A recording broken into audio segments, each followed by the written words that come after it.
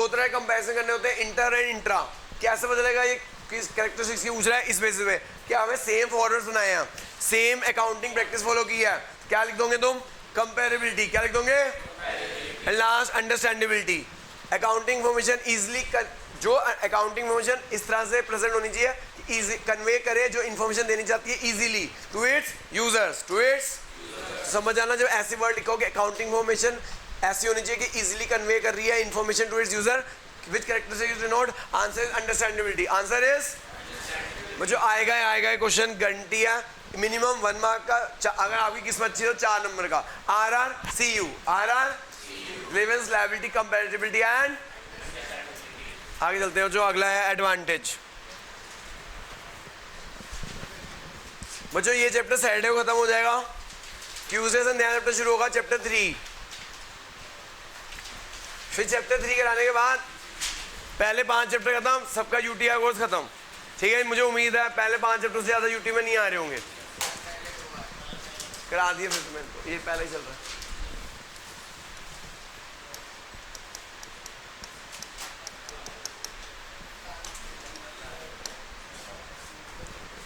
हाँ जी, जो एडवांटेज है अकाउंट्स, क्या क्या फायदे हैं अकाउंट्स के, बस बहुत बुराइयां कर ली, जरा फायदे भी सुनते हैं भाई। क्या क्या फायदे हैं अकाउंट्स के भाई।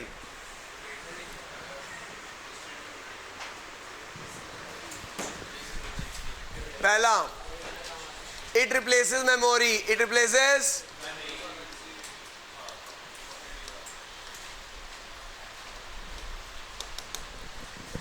अब ये तुम किसी ने भैया इतनी फीस दी है, किसी ने इतनी फीस दिया, इसकी फीस इंस्टॉलमेंट इतनी है, मुझे याद रहेगा क्या, इतने सारे बच्चे हैं, कैसे याद रख सकते हो। अकाउंट्स में मैंने अगर रिकॉर्ड कर लिया ढंग से तो मुझे याद रखने की जरूरत है, पता करना भाई हाँ भाई इसने कितनी फीस दी है, इसने कितनी दी है। डायरी खोल, मैं अपना अकाउंट खोलता हूँ, हाँ भाई तेरी इतनी फीस दी हो गई, ले आओ भाई फटाफट। ठीक है जी, तो it replaces memory if all the transactions are recorded in a proper manner. अगर हम सारी ट्रांजेक्शन रिकॉर्ड करें प्रॉपर मैनर में,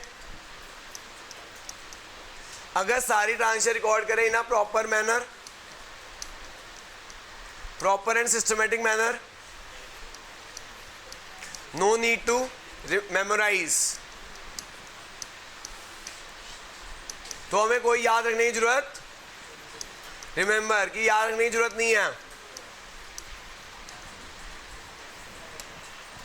ठीक है, जो तो इट रिप्लेसेस मेमोरी। अगर हम सारी ट्रांजेक्शन रिकॉर्ड कर लें तो हमें याद रखने की जरूरत नहीं है कि किससे पैसे लेने हैं और किसी को पैसे, क्योंकि डेटर हमारे बहुत सारे होते हैं। अब मेरे पास इतने बच्चे पढ़ते हैं, वो सारे मेरे क्या है, debtors.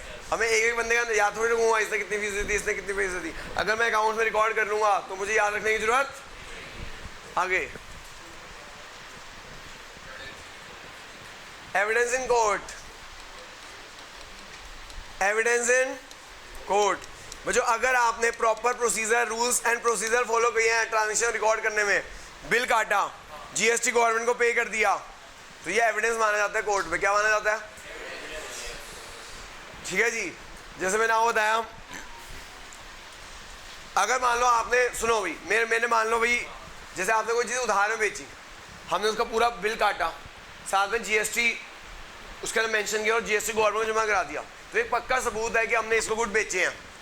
If all the procedures, if all the accounting procedure and taxation rules are followed, if all the accounting procedures and rules are followed, अगर हम सारे accounting procedure follow करेंगे जो जैसे से हमें बताया गया कि अकाउंट्स में कैसे ट्रांजेक्शन रिकॉर्ड करनी है, if all the accounting procedures and rules are followed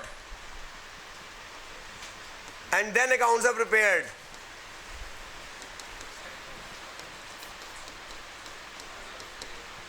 then it is the evidence in court, तो इसे कोर्ट में एविडेंस माना जाएगा।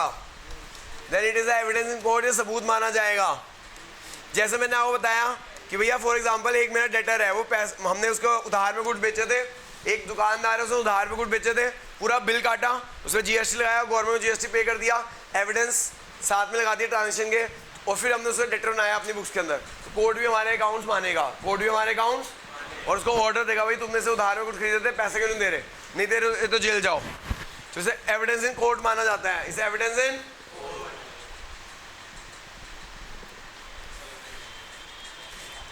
हाँ जी, हमें दो तरह, it facilitate tax liability, it helps in settlement of tax liability, it helps in settlement of, वो जो हमें ना दो तरह के टैक्स देने होते हैं, बिजनेसेस को दो तरह के टैक्स देने होते हैं, कौन कौन से? एक होता है इनकम टैक्स, एक क्या होता है, और एक क्या होता है गुड्स एंड सर्विस टैक्स, एक क्या होता है जीएसटी। बच्चों जो इनकम टैक्स है ये आपके प्रॉफिट के ऊपर लगता है, गुड्स एंड सर्विस टैक्स आपकी सेल्स या रिसिप्ट पे लगता है। अगर अकाउंट्स हमें हेल्प करते हैं सही प्रॉफिट लॉस डिटरमिन करने में, अगर हमारा सही प्रॉफिट लॉस डिटरमिन होगा तभी हमारा सही इनकम टैक्स डिटरमिन होगा, तभी हमारी सही टैक्स लायबिलिटी डिटरमिन हो पाएगी। नहीं तो अगर सही प्रॉफिट लॉस डिटरमिन नहीं हुआ तो हमें टैक्स कैसे देंगे। इसी तरह अगर हमें सेल्स से रिसिप्ट ढंग से काउंट नहीं की तो हम गुड्स एंड सर्विस टैक्स भी नहीं दे पाएंगे। यानी कि अकाउंट्स हमें हेल्प करते हैं सही इनकम टैक्स देने में और सही गुड्स एंड सर्विस टैक्स देने में, और ये देने जरूरी है हमारे देश की रक्षा के लिए और डेवलपमेंट के लिए। अगर हम ये टैक्स नहीं देंगे तो क्या होगा, क्या होगा? पहले डिफेंस, हमारी जो हम टैक्स देते हैं इसी की वजह से तो क्या हो रहा है, हमारे देश की रक्षा हो रही है। मिलिट्री जो है, हमारी इक्विपमेंट्स जो खरीदे जाते हैं वो कहाँ से खरीदे जाते हैं? नहीं तो अभी तक चाइना हमारे पर कब्जा कर चुका होता, पूरा पाकिस्तान ही कब्जा कर चुका होता, छोटा सा देश, ठीक है ना। तो ये देना जरूरी है इनकम टैक्स और गुड्स एंड सर्विस टैक्स, इसी से हमारे देश की रक्षा हो रही है। अगर हम जो ये पैसे देते हैं इनकम टैक्स और गुड्स एंड सर्विस टैक्स, वही उसी से हमारी आर्मी वहाँ पे लड़ रही है, उसी से हमारे इक्विपमेंट्स खरीदे जा रहे हैं, मिसाइल्स बन रही हैं, नहीं तो अभी तक चाइना हमारे पे कब्जा कर चुका होता, ठीक है जी। तो ये हमें कितना सही टैक्स देना है ये बहुत जरूरी है। इसी से जो हमारी रोड्स बन रही है, हाईवेज बन रही है, इन्हीं टैक्सेस से बन रही है, नहीं तो हम कैसे चल रहे होते हैं, ठीक है ना। क्या सर? इंसॉल्वेंसी तो नहीं, आगे चलते हैं। नेक्स्ट है जो, अगर आपको बैंक से लोन लेना है, हाँ जी बैंक से लोन लेना है, बैंक आपको लोन कैसे देगा? आपके अकाउंट देखकर कैसे देगा? It helps in settlement of tax liability,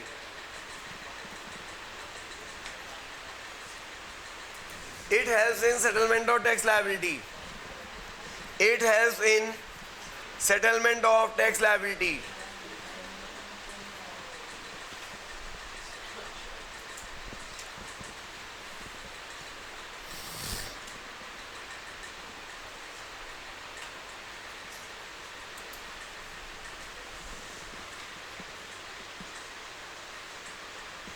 it helps in it helps in taking loan from banks and financial institutions.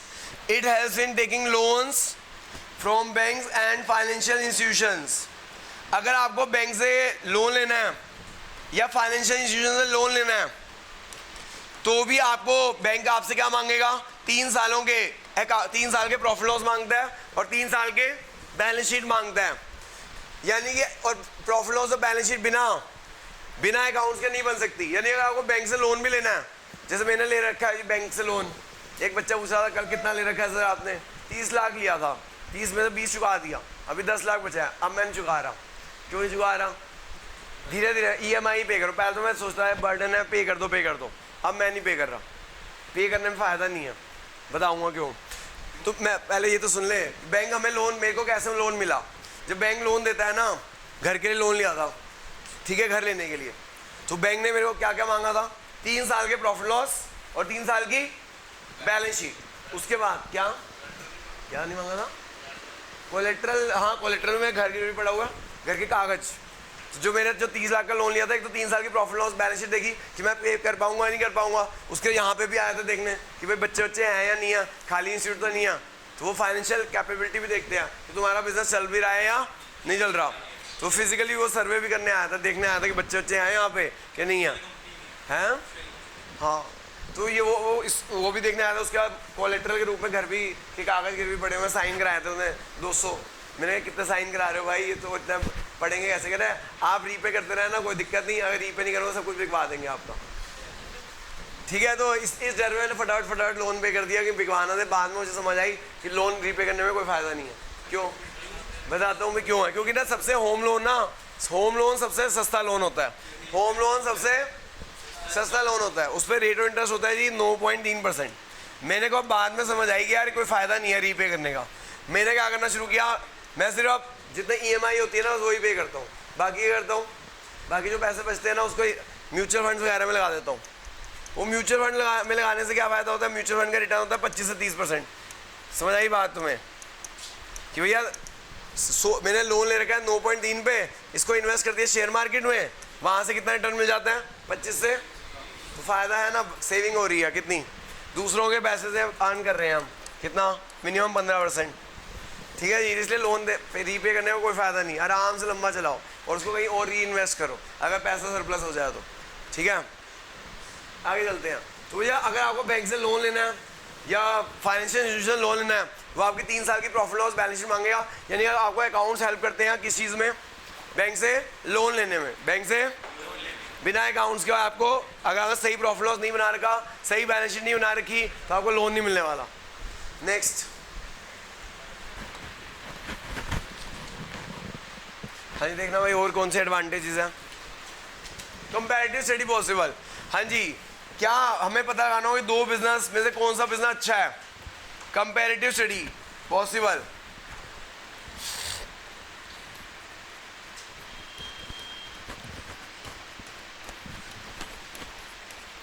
Accounts की वजह से हमारी इंटरफर्म कंपैरिजन हो सकता है, इंटरफर्म कंपैरिजन एंड इंट्राफर्म कंपैरिजन हो सकता है। जब 2 बिजनेस को कंपेयर किया जा सकता है कौन से बेटर है।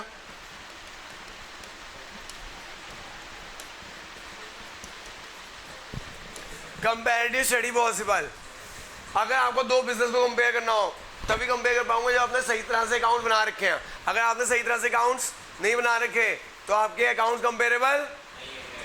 इसी तरह अगर आपको पता लगाना है 2 बिजनेस को कंपेयर करना है तभी आप कंपेयर कर सकते हो 2 बिजनेस को, मतलब आपको पता लगाना है कि हम पिछले साल से बेटर हुए या वर्स्ट हुए, वो भी कैसे हो सकता है, कंपैरेटिव स्टडी से। कैसे हो सकता है, समझा की बात।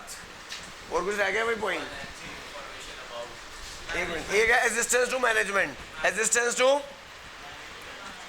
जो मैनेजमेंट, जो बड़ी बड़ी कंपनीज होती है ना, जो बड़ी बड़ी कंपनीज होती है उनके अंदर ओनरशिप मैनेजमेंट से अलग होती है। जैसे रिलायंस है, रिलायंस में आपको लगता है मुकेश अंबानी बिजनेस चलाते हैं, नहीं, उसके मैनेजर्स चलाते हैं। क्या कौन चलाते हैं, तो मैनेजर्स को कई तरह के डिसीजन लेने होते हैं बिजनेस में, जैसे फिक्सेशन ऑफ सेलिंग प्राइस, जैसे फिक्सेशन ऑफ सेलिंग प्राइस कि हमें सेलिंग प्राइस फिक्स करना है। सेलिंग प्राइस फिक्स करना बहुत ही मुश्किल डिसीजन है। क्यों, अगर हम कम रखते हैं प्राइस तो हमारे प्रॉफिट मार्जिन कम हो जाएंगे, क्या हो जाएंगे, और अगर याद रखते हैं तो कस्टमर सेल्स कम हो जाएगी। तो सेलिंग प्राइस फिक्स करना बहुत ही मुश्किल काम है। तो ये सारे डिसीजन मैनेजमेंट को लेने होते हैं। और क्या डिसीजन लेने होते हैं, किस तरह से कॉस्ट कम हो, कॉस्ट कंट्रोल करनी पड़ती है,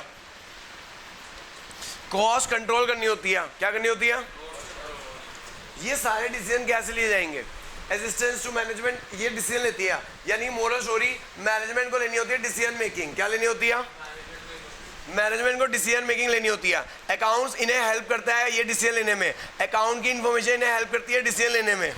ये सब कहाँ पढ़ोगे आप, हायर स्टडीज में पढ़ोगे आप। ठीक है जी, कि कैसे डिसीजन लेने में हेल्प करती है, अभी नहीं पढ़ोगे, कब पढ़ोगे, बहुत हायर स्टडी में, 11th-12th में नहीं है, आगे की फर्दर स्टडीज MBA CA वगैरह में पढ़ते हैं ये चीज़ें। समझा की बात। तो अकाउंट्स हमें इन चीज़ों में हेल्प कर रहा है बच्चों।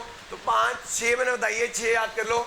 एडवांटेज अकाउंटिंग इससे ज़्यादा नहीं आएगी। क्या क्या, इट रिप्लेसेस मेमोरी। अगर हम सारी ट्रांजेक्शन ढंग से रिकॉर्ड कर दें तो हमें याद रखना नहीं पड़ेगा कि इससे कितने पैसे लेने हैं, इससे कितने पैसे देने हैं, कौन हमारा डेटर कौन हमारा क्रेडिटर, किससे कितने पैसे लेने हैं, किससे कितने पैसे देने हैं। दूसरी एडवांटेज क्या बताई, एविडेंस इन कोर्ट। अगर आप प्रॉपर प्रोसीजर्स फॉलो करते हो, अगर आप प्रॉपर प्रोसीजर, तो इसे एविडेंस इन कोर्ट माना जाएगा। क्या माना जाएगा, it helps in settlement tax liability. हमें 2 तरह की कौन सी टैक्स लायबिलिटी करनी होती है, इनकम टैक्स और इनकम टैक्स किस पे लगता है, हमारे प्रॉफिट्स के ऊपर लगता है, किस पे लगता है हमारे, और GST हमारी सेल्स और रिसिप्ट पे। इनकम टैक्स वाले और सेल्स टैक्स वाले आपके गुड्स एंड सर्विस आप तभी दे पाओगे जब आपने ढंग से अकाउंट बना रखे हो, आपका सही प्रॉफिट एंड लॉस निकला हो। समझा क्यों बात। It helps in taking loans from banks and financial institution. अगर आपको बैंक से लोन लेना है, फाइनेंशियल इंस्टीट्यूशन लोन लेना है, वो आपसे प्रॉफिट लॉस और बैलेंस शीट मांगेंगे। प्रॉफिट लॉस बैलेंस शीट अगर आप प्रॉपर अकाउंट बना रखे होंगे तभी प्रॉफिट लॉस और बैलेंस शीट बनेगा, otherwise. Next, comparative study possible. Inter firm comparison तभी पॉसिबल है, मैंने बता चुका हूँ इंटर फर्म कंपैरिजन क्या होता है, इंटर फर्म कंपैरिजन क्या होता है, वो तभी पॉसिबल है जब अकाउंट्स आपके प्रॉपरली बने होंगे। अकाउंट्स हमें इन चीज़ों में हेल्प करता है। लास्ट असिस्टेंस टू मैनेजमेंट, कि मैनेजमेंट को डिसीजन मेकिंग लेनी होती है, like fixation, selling price, cost control, इन सारी चीज़ों में भी अकाउंट्स उनकी हेल्प करता है। समझ आ गया बच्चों बात? एक आ जाओ जो ब्रांचेस ऑफ अकाउंटिंग पे, कौन से पेज पे है भाई? ब्रांचेस ऑफ अकाउंटिंग,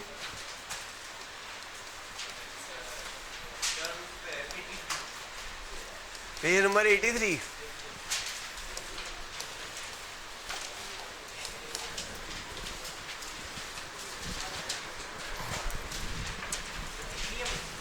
क्या सर? हाँ बच्चों, ब्रांचेस अकाउंटिंग 3 होती है जी।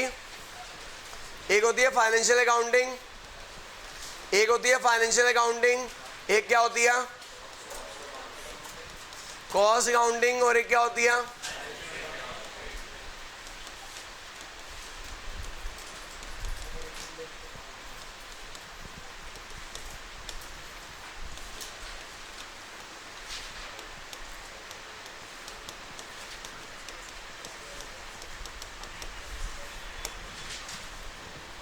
जो financial accounting, cost accounting and management accounting. 11, 12 और फर्स्ट ईयर में क्या पढ़नी है आपको? फाइनेंशियल अकाउंटिंग, कॉस्ट अकाउंटिंग और मैनेजमेंट अकाउंटिंग कहाँ पढ़ोगे? ग्रेजुएशन में या MBA में, ठीक है। जो फाइनेंशियल अकाउंटिंग क्या है? ये एक ऐसी अकाउंटिंग है जहाँ पे हम ट्रांजेक्शन रिकॉर्ड करते हैं। क्या रिकॉर्ड करते हैं? जैसे आप अकाउंटिंग में ट्रांजेक्शन रिकॉर्ड कर रहे थे और पता लगाते हो कि हमारा प्रॉफिट हुआ या बच्चों, ये जो फाइनेंशियल अकाउंटिंग है ना, हिस्टोरिकल नेचर है। क्या है?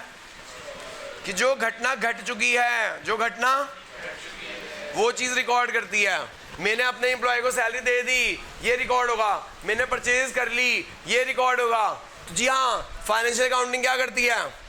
जो ट्रांजेक्शन हो चुकी है, जो ट्रांजेक्शन हिस्ट्री हो चुकी है, हिस्ट्री, वो चीज़ रिकॉर्ड करती है और पता लगाती है प्रॉफिट हुआ या। तो जो 1 मार्क का क्वेश्चन आता है, which accounting is historical nature? Answer is financial accounting. Answer is financial accounting क्या करती है? ऑल द ट्रांजेक्शन रिकॉर्ड करती है in monetary terms and finding the profit. और कॉस्ट अकाउंटिंग में जो ग्रेजुएशन में पढ़ोगे, ये एक ऐसी अकाउंटिंग है जो एस्टिमेट करती है cost of goods and services. कैसी अकाउंटिंग है ये ना आपकी ना वो है, फ्यूचरिस्टिक इन नेचर है। क्या है? कि आपका फ्यूचर है, देखते हैं कि फ्यूचर में जो आप गुड्स एंड सर्विस बनाने जा रहे हो, फ्यूचर में जो आप गुड्स एंड सर्विस बनाने जा रहे हो, उसकी कॉस्ट क्या आएगी, उसकी कॉस्ट। हाँ, ये पहले से एडवांस में एस्टिमेट कर लेती है, ये एडवांस में एस्टिमेट कर लेती है कि जो गुड्स एंड सर्विसेज हम बनाने जा रहे हैं उसकी कॉस्ट क्या आएगी, उसकी कॉस्ट। ठीक है, ये आपकी फ्यूचरिस्टिक इन नेचर है। क्या आपकी? समझ आ गया जो बात? क्या? हाँ जी, मैनेजमेंट अकाउंटिंग है, इट इज़ अकाउंट, ये बिल्कुल सबसे लेटेस्ट ब्रांच ऑफ अकाउंटिंग है। ये आपकी लेटेस्ट ब्रांच ऑफ अकाउंटिंग है, सबसे लास्ट में यही बनी। इट इज़ अकाउंटिंग फॉर, अच्छा इसके अंदर कॉस्ट अकाउंटिंग में क्या कर रहे हैं हम? कॉस्ट अकाउंटिंग में क्या कर रहे हैं? एस्टिमेट कर रहे हैं, estimating the cost of goods and services, estimating the cost of, जो गुड्स एंड सर्विसेज बना रहे हैं उसकी कॉस्ट एस्टिमेट करते हैं यहाँ पे, कि फ्यूचर में जो गुड्स बनाएंगे उसकी कॉस्ट क्या आएगी। एंड लास्ट है जो मैनेजमेंट अकाउंटिंग। लास्ट क्या है? लेटेस्ट ब्रांच ऑफ अकाउंटिंग है ये क्या है? It is accounting for managers, it is accounting for, ये किस में हेल्प करती है? मैनेजर्स को डिसीजन मेकिंग में। It helps the manager, it helps the manager in decision making, it helps the manager in decision making में help करती है,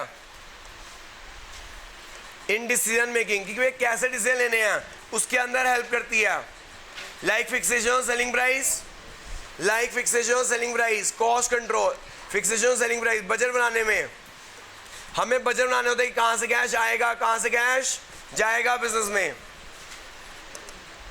ठीक है, जो these are the branches accounting, page number 83 पे था। ये कहाँ पे था? तो याद रखना, historical nature financial accounting, futuristic nature latest branch of accounting, accounting of managers, management accounting. ठीक है जी, धन्यवाद। टेस्ट की तैयारी कर लेना बच्चों।